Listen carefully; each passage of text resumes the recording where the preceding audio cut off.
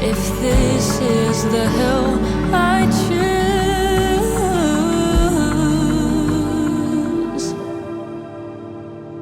All right, welcome to Computer Land. So this is the session that we sent to Justin, the mix engineer, so that he could have all the elements that we put in the song and kind of do his magic with it. So this isn't how we actually made the song. We didn't make the song in this session, this file. This is where we left it off, and these are all the different parts that we, put together. Let's go section by section. Let's go through the vocal a little bit. We have the lead vocal, which is the main thing you hear. But I still carry. Sounds lovely. With a voice like that, how could it not be an easy song to produce? Facts. Then the doubles. But I still carry. A little more whispery. Okay, the fun things. Now we have whisper tracks.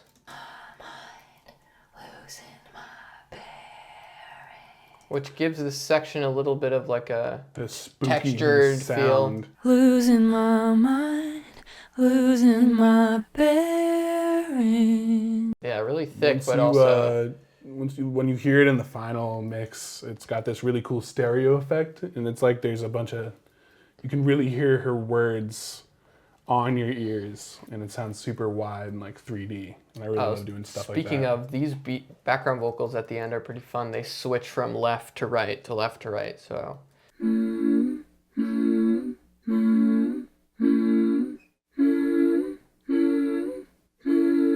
Sounds pretty cool. Yeah, some other background vocals in here. A lot of these were the other producer. I don't think we recorded a single background vocal on this one. Yeah. But yeah, so we already had these coming in, and they sounded amazing. Yeah, they sound amazing. So really didn't feel like there was anything else we needed to do. Right. So that's vocals. That's fun, but let's go to our fun stuff. So these guitars, they're all acoustic guitars, and we have, let's look at how many guitar tracks we have. 1, 2, 3, Wait, 4. just do the math. So there's 14 different guitars happening, which is a lot. A lot of songs you just have. Did you just check me on that? Yeah. Was that right? Yeah. Yeah, okay. a lot of songs you'll just have 1, 2, or 3, or 4 guitars. And so we have a few different things going on here. We have our main acoustic guitars. There's one in the center, and then there's one on each side. To create this thick feeling, the one main in the middle, 2 on the sides. Like the Nashville guitar sound, which is like there's just a higher tuned acoustic guitar. So it adds this like top end crispness to the... It just really layers well with the other guitars. Then we also have here, we've got this pedal steel guitar. If you want to isolate that, find some moments.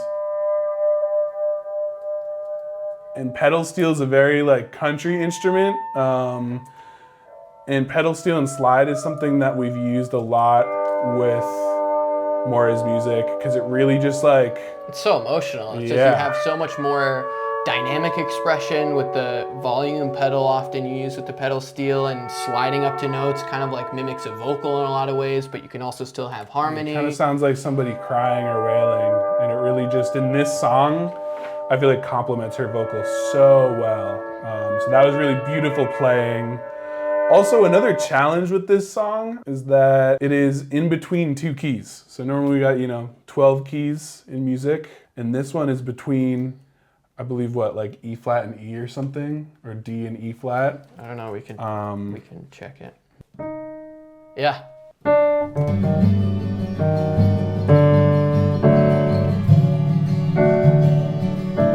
So it's like a little sharp. Sounds a little out of tune. It sounds like sharper than D. But if you play it in E flat, it's off also. So I think that's something really cool about this song is you hear it in relation to another song, like in relation to Embarrassing on the EP, which it comes after, and you're sort of put in this weird new world, and it doesn't really sit with any other song that you would hear. Full transparency, I have no idea why this song was like that.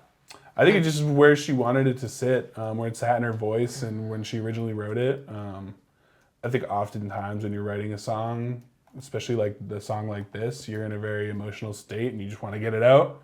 And so I think the original voice memo was probably just out of tune, and she liked how it sounded, and there's some cool effects that come with that. But yeah, the guitars, we also had Benji play some cool finger picking on a nylon string guitar. If you want to play some of that. And there's some, I think there's one at the top. Oh yeah, there is, yeah. And then scroll down a little bit, I think. And Oh, play this stuff at the end. At the end of the song, we had Benji go in on the nylon and just kind of sporadically pluck out of time with her vocal. And so you get this effect of all these little droplets happening. It almost feels like it's like raining. Yeah, or like memories is how I hear them. Yeah. It's just like, yeah, kind of So things many, flooding in. It's kind of overwhelming to hear all of these different things coming from all these different directions and This is ebbing and flowing. This is it in the context of the song.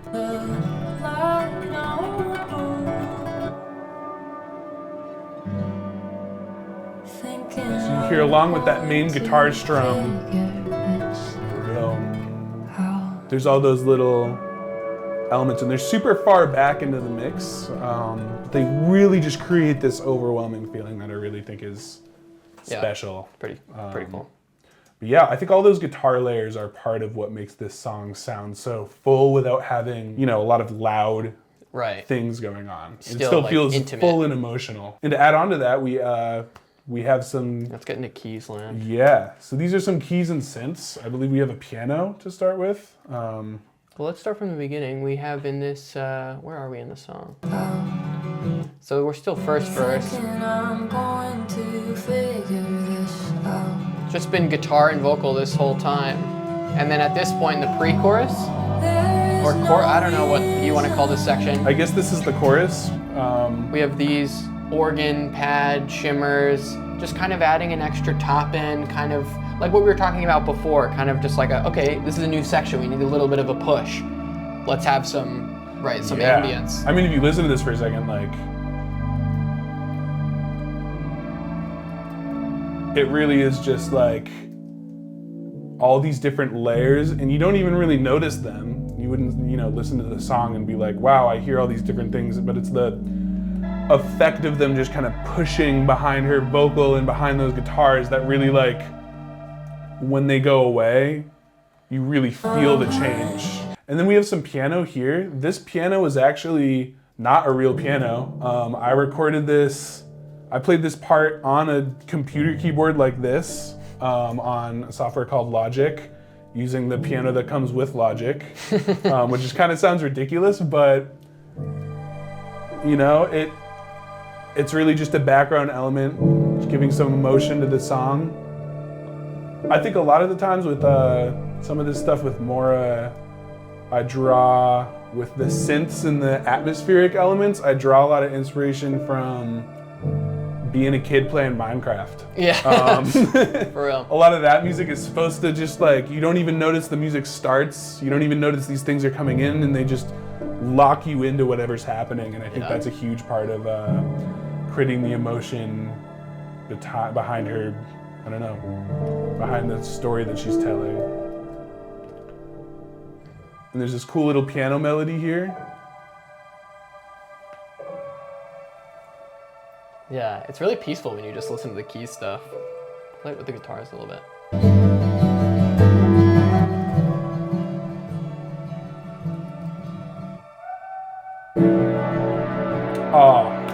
This section, we really wanted to push this bridge as much as we could because she's in the top of her vocal register and there's all these like ad-libs happening. And this big saw synth, I think really, I just wanted something that would really just push forward and really fill up a lot of space. But without kind of taking over, right? This section doesn't feel super like synthy, right? If you just listen to this synth, it's like, oh shit, that's like, this is synth. Like this is like the 80s. 80s pop music. But in the context of the song, like, it's just kind of like a lift. Like it still feels like acoustic singer-songwriter girl, but it's like, we have this lift of, Yeah, it's just Energy. I think my favorite thing in this song is in between the interlude in the bridge. If you play the master real quick, Ty, Yeah. there's this moment of silence. Can't make amends without making a sound. Yeah. Before everything Sick. comes in, and I think that was really important to me to make sure that nothing hung over that gap, and we have all this tension building, and then it's like the rug is swept out from under your feet and you're just stranded with her vocal. I think that moment makes me the most emotional in this song. Totally. And it gives her voice it gives you a second to really focus in on her voice before you're hit with all these other elements coming in during the bridge. And then all of a sudden we have this in this space. Then we have this this sub.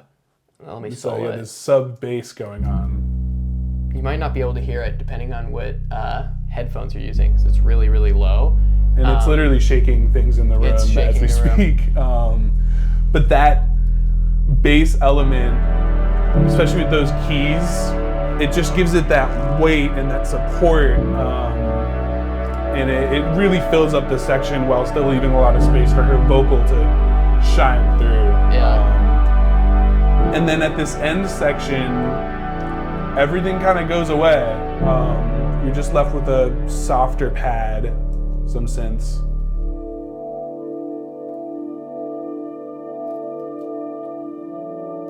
And that really It does sound like Minecraft music. that's like one of my biggest inspirations on Yeah. for synth designing. It really leaves you with just you're focused back in on what she's saying, and she's repeating, "This cannot be the hill that I die on." Like, Right. think about how this makes me feel, and how it can't be you. Well, there's just something about these drones, right? Like, so stagnant. It's not like these synths and the piano's doing a lot of movement. It's just, it's so peaceful to have such a consistent.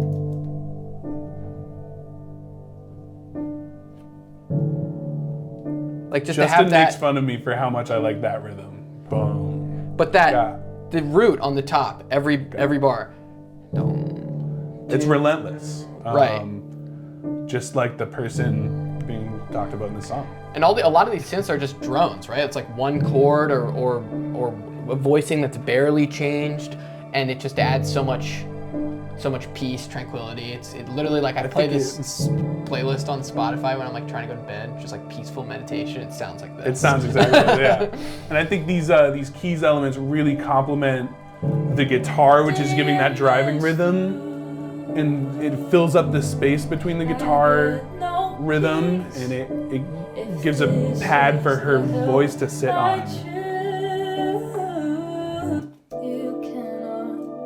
Like even just this alone, you don't really notice the sort of keys, pads elements ever in this type of music, but they add so much to the emotion and to filling things out. And another thing that really, I think the next section would be the percussion. Yes, let's do it. The percussion in this song was really like, we couldn't go too hard with this song because it's a sad song. It's not meant to be. Yeah, where you're not supposed to groove to it. Yeah, you're not supposed to be dancing. And this is kind of a funny story with this percussion. There's not much going on. We have a kick drum that's just very. Sounds like this. You can't really even hear it. You just feel it, And We have these like impacts just to give a little bit of a. Here's the next section kind of vibe. Once you get more into the groove during this kind of clock ticking noise, it's like a filtered sort of percussion element. And that kind of sneaks in through the second verse or the second section. I get no peace if this is the hill. Love those harmonies. So here the full percussion grooves comes in. Kind of got Oh that. wait, this is so fun. I don't actually know how did we make this sound? I don't remember, We labeled it record scratch. but it sounds like the Skype sound. If anybody remembers Skype. Yeah, You can barely hear it, in but it context, adds it's so to- fun. And that sort of bell almost sounds like a metal.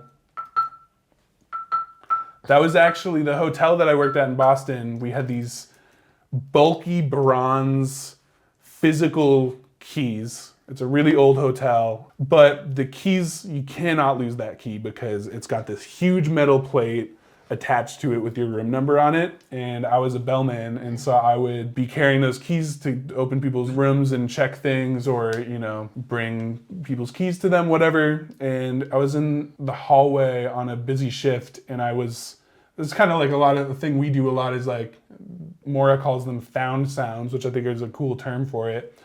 I hit the key against, I think, one of my rings or something, or itself.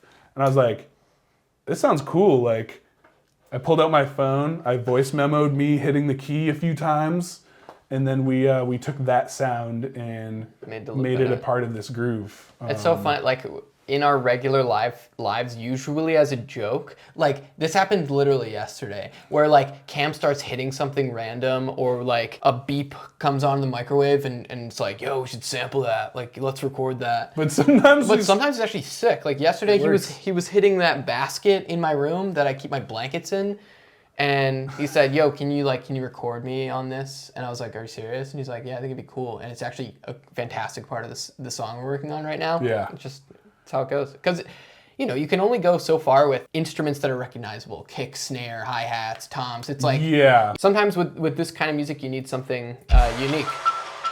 I think sampling and using unconventional methods for drumming and percussion stuff is a huge part of our sound together.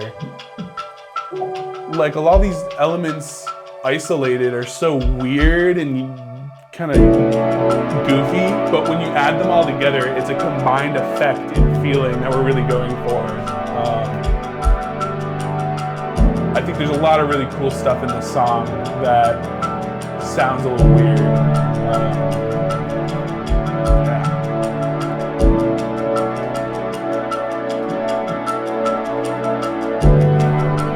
Turn up that pedal steel. This can't be the hell I choose. You cannot be the hell that I die on. I don't know much, and I know that. It's really cool to me stripping back all these different parts of the song. I think that's a lot of where I got techniques that we use in production. I think for both, I can speak for the both of us, like watching videos of some of our favorite producers do the same thing and show videos of them breaking apart their songs. Those are the things that we're really nerdy about, that no one else cares about, that make us successful in these endeavors. And this song, there was a lot of pressure with this song. Right, because the song did pretty well. The song blew up on TikTok at, the end of 2022 or the beginning of 2023, I don't remember. Right. And she had just been sitting on it, and we, all of a sudden it was in our hands. And part of being a producer is being able to ignore that, recognize that pressure, and understand when, just gotta make the best song. You just gotta make the best song regardless, though. Even if you think it's gonna get no streams or a lot of streams, or it's gonna be make you a lot of money or not, like, it's not about that. Obviously we have to live, but it's really about like. Yeah, get back to us in 2 years, maybe we won't say the same thing. Answer. We'll be like, you gotta make stuff commercial so you can pay your rent. It's just about making the best song. Yeah. And I think, I'm really happy with this version of this song. Yeah.